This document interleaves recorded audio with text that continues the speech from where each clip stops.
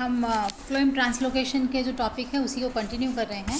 पहले जो थ्योरी थी आपको बताया था एक्टिवेटेड डिफ्यूजन और डिफ्यूजन हाइपोथेसिस के बारे में हम बात कर रहे थे। और अब एक जो कॉन्सेप्ट उन्होंने दिया वो था इलेक्ट्रो ऑस्मोटिक थ्योरी। ऑस्मोसिस आप समझते हैं परासरण। परासरण क्या होता है? किसी भी अर्धपारगम्य झिल्ली या सेमी परमिएबल मेम्ब्रेन जो होती है या सेलेक्टिवली परमिएबल जो मेम्ब्रेन होती है उसके थ्रू किन्हीं सब्सटेंसेस का transfer from their higher concentration to lower concentration, ठीक है, दैट इज ऑस्मोसिस या परासरण, ठीक है। अब इलेक्ट्रो ऑस्मोसिस क्या हुआ? इलेक्ट्रो ऑस्मोसिस में इलेक्ट्रॉन्स का या चार्ज का इम्पॉर्टेंस होता है। तो स्पैनर ने 1958 में और फ्रेंसन ने 1957 में इन दोनों ने काम किया। उन्होंने बोला कि जो सॉल्यूट्स का ट्रांसफ़र होता है या स्थानांतरण होता है, दैट मीन शुगर्स वगैरह का, वो जो मेम्ब्रेन होती है, मेम्ब्रेन कौन सी? सीव प्लेट, क्योंकि लंबाई में चल रहा है, ठीक है, ऊपर के सेल से नीचे की तरफ या नीचे के सेल से ऊपर की तरफ ट्रांसफ़र होता है शुगर्स का।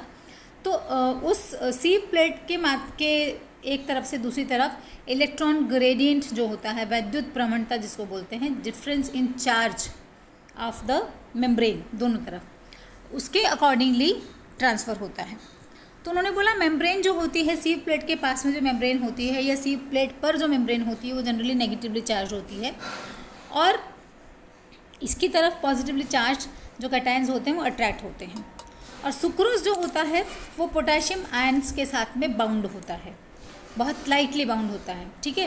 तो ओवरऑल जो मॉलिक्यूल हुआ सुक्रोज का वो कैसा हो गया? पॉजिटिवली चार्ज हो गया, तो वो मेम्ब्रेन की तरफ अट्रैक्ट होता है, ठीक है।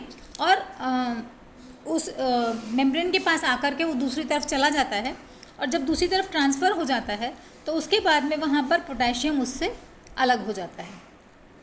अलग होने के बाद में फिर से कंपानियन सेल्स के माध्यम से या पास में जो पैरेन्काइमा सेल्स होते हैं, सहचर कोशिकाएं या जो मृदुतिकी कोशिकाएं होती हैं, उनके माध्यम से वापस आता है, पंपिंग के माध्यम से, क्योंकि कंसंट्रेशन फ़र्क हो सकती है। तो ये जो पंपिंग होती है इसके लिए एनर्जी ज़रूरत होती है। पोटेशियम आयंस को वापस सीव सेल्स में ट्रांसफ़र करने के लिए एनर्जी की ज़रूरत होती है और ये जो एनर्जी होती है वो फ्लोएम सीव एलिमेंट्स के साथ में जो जीवित मृदुतिकी कोशिकाएं होती हैं, कंपानियन सेल्स होते हैं, उनके माध्यम से होता है, ठीक है, वो एटीपी प्रोवाइड करते हैं। तो जो पहले उन्होंने बताया था एक्टिवेटेड डिफ्यूजन हाइपोथेसिस में, इन्होंने थोड़ा सा उसको मॉडिफाई किया है। उन्होंने कहा था कि अलग अलग दूरी पर, निश्चित दूरी पर पंपिंग स्टेशन होते हैं। और स्पैनर और फ्रेंसन ने क्या कहा कि हर सीव प्लेट जो है एक तरह से पंपिंग स्टेशन का काम करती है, जो कि सुक्रोज के ट्रांसलोकेशन को प्रमोट करती है। अच्छा, अपभारण जो था, अपलोडिंग एंड अनलोडिंग, उसका थोड़ा सा देख लेते हैं। शुगर जो है ये यहाँ पर आप देखेंगे मिसोफिल टिश्यू है। मिसोफिल टिश्यू के पास में आपको जो ब्लैक कलर में डॉटेड पोर्शन दिख रहा है ये इसकी मूवमेंट को दिखा रहा है, ठीक है। यहाँ से जो शुगर होती है वो पास के सेल्स में, पैरेन्काइमा सेल्स में जाती है, उनके पास में होते हुए अगले सेल्स में, फिर अल्टीमेटली जो वेन्स होते हैं उनके सेल्स में वो चला जाता है, बंडल शीथ सेल्स से, फिर फ्लोएम सेल्स में, फिर कंपानियन सेल्स में, सीव एलिमेंट्स में। इस तरह से होता है ये जो शुगर का, ये अपलोडिंग शो कर रहा है। जो सीव से जो मिसोफिल टिश्यूज़ होते हैं उनसे फ्लोएम के अंदर जो लोडिंग हो रही है शुगर की वो बता रहा है ये। और ये जो है ये स्पैनर और जॉन्स ने जो बताया था, स्पैनर और फ्रेंसन ने, और साथ में जॉन्स ने भी बाद में इसको एलेबोरेट किया था। तो ये जो बताया, ये बता रहे हैं ये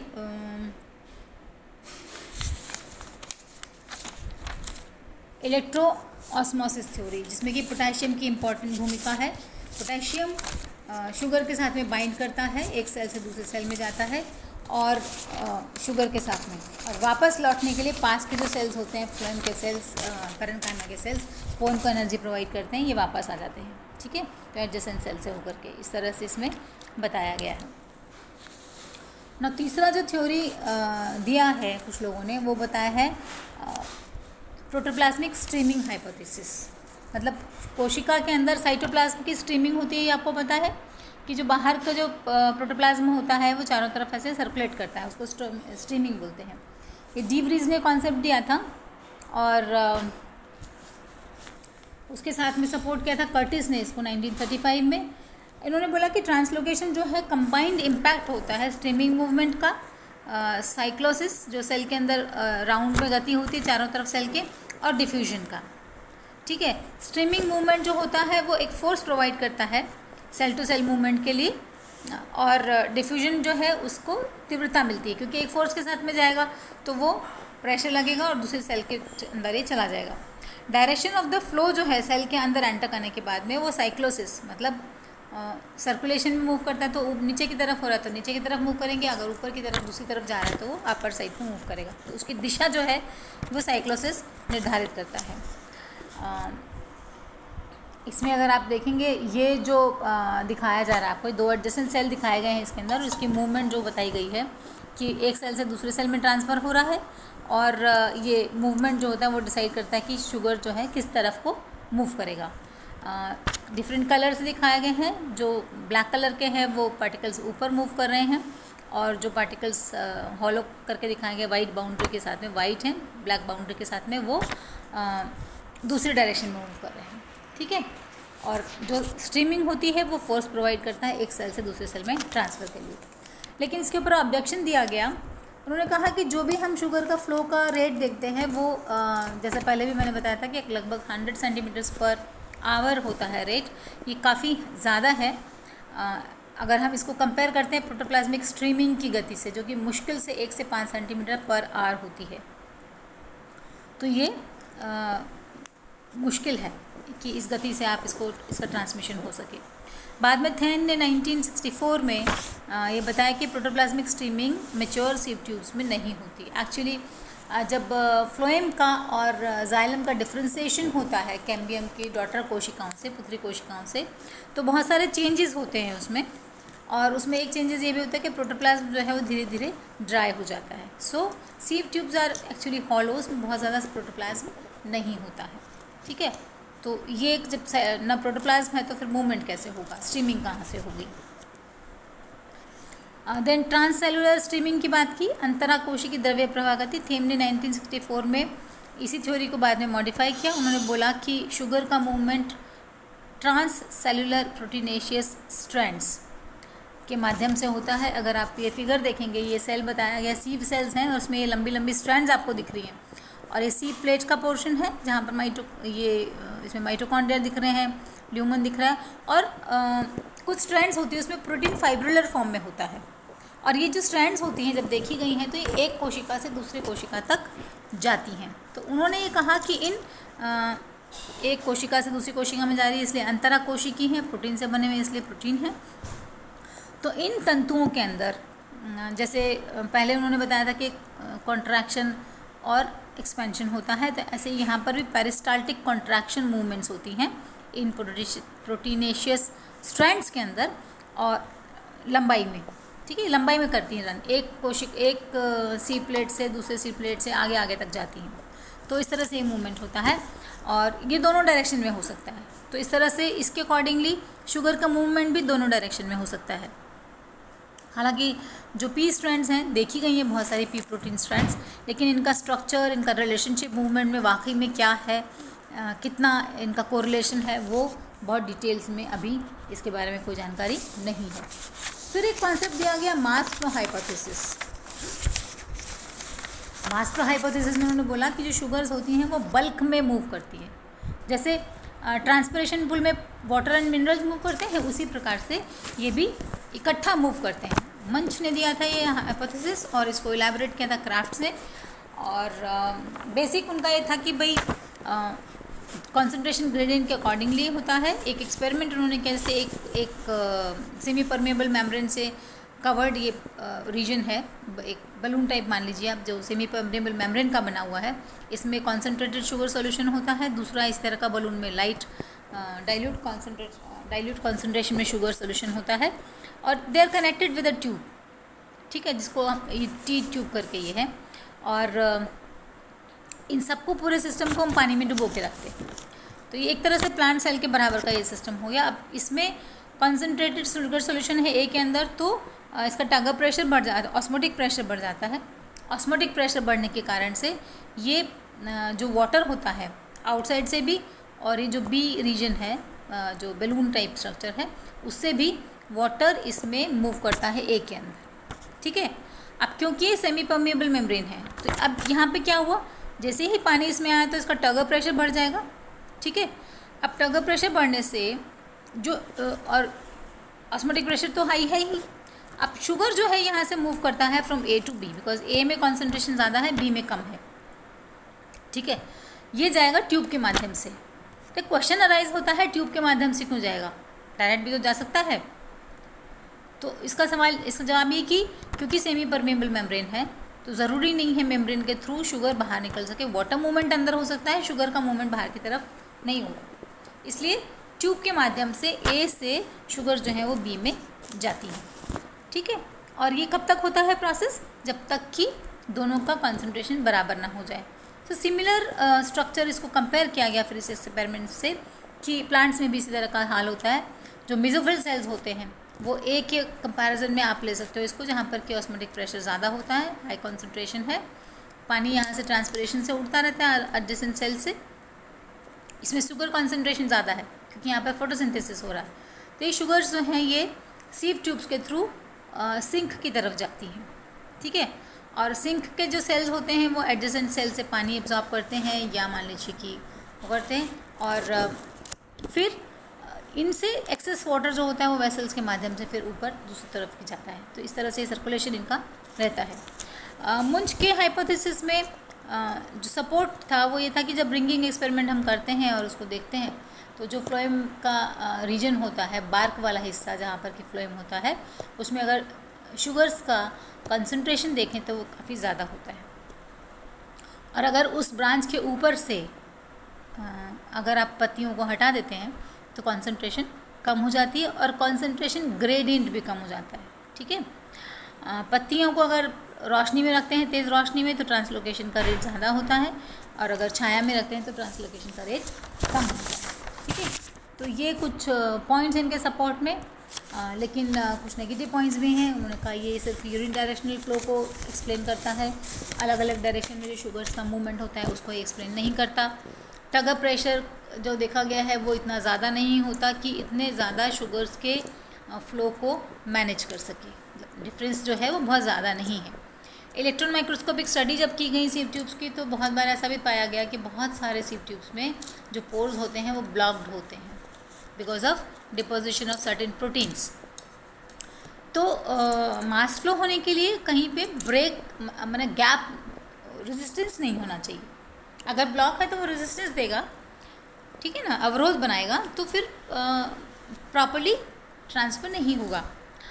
और ये जो हाइपोथेसिस दिया है बेसिकली फिजिकल कैरेक्टरिस्टिक्स पर, फिजिकल प्रॉपर्टीज़ के ऊपर बेस करके दिया गया है, जबकि ट्रांसलोकेशन जो शुगर्स का होता है वो मेटाबॉलिज्म पे भी डिपेंड करता है और एनर्जी के ऊपर भी डिपेंड करता है। अगर आप एनर्जी सोर्स को ख़त्म कर देते हैं या एनर्जी रिक्वायरमेंट नहीं जाती है फ्लो में, तो फिर ट्रांसलोकेशन का रेट भी नहीं होता है। तो टिल नाउ मेरे ख्याल से अभी तक कोई भी सेटिस्फैक्ट्री थ्योरी ऐसी नहीं आई है जो कि फ्लोएम ट्रांसलोकेशन को एक्सप्लेन करती हो अच्छी तरीके से। और तो ये भी हो सकता है कि एक कोई पर्टिकुलर मैकेनिज़्म बहुत स्ट्रांगली काम नहीं करता, इसमें 3-4 मैकेनिज़म्स जो होते हैं वो मिलकर के काम करते होंगे, ठीक है। नाउ थोड़ा सा हम भी बात करते हैं कि फैक्टर्स जो हैं कौन कौन से कारक होते हैं जो कि शुगर के ट्रांसफ़र को प्रभावित करते हैं। पहला तो है लाइट, क्योंकि प्रकाश की उपस्थिति में फोटोसिंथेसिस होगा तो शुगर्स बनेंगे और फिर ट्रांसलोकेशन होगा, क्योंकि मेसोफिल सेल्स में जब कॉन्सेंट्रेशन बढ़ेगी तो दूसरे जो सिंक है उसकी तरफ इसका ट्रांसफ़र होगा। अगर आप लाइट की इंटेंसिटी कम कर देते हैं तो ट्रांसलोकेशन की रेट कम हो जाती है। साइमल्टेनियसली रूट का, शूट का ग्रोथ की जो रेट होती है वो भी कम हो जाता है। नेचुरली फूड मटेरियल नहीं जाएगा तो ग्रोथ रेट नहीं होगी, ग्रोथ नहीं बनेगी। अप्रॉक्सीमेटली 650 से 760 नैनोमीटर्स का जो वेव लेंथ होता है, I think it is near red region, अगर वहाँ पर आप फोटोसिंथेसिस उसमें रखते हैं प्लांट को तो ट्रांसलोकेशन का रेट बढ़ जाता है बिकॉज शुगर का प्रोडक्शन बढ़ जाएगा, ठीक है। Another factor is temperature factor. Temperature factor दो तरह से अफेक्ट करता है, एक तो फोटोसिंथेसिस और रेस्पिरेशन और मेटाबॉलिक रिएक्शन की रेट्स को अफेक्ट करता है। मैक्सिमम जो होता है मेटाबॉलिक रेट वो 25 से 35 के बीच में मैक्सिमम होती है, तो उस टाइम पर ये ट्रांसलोकेशन भी बेटर होता है।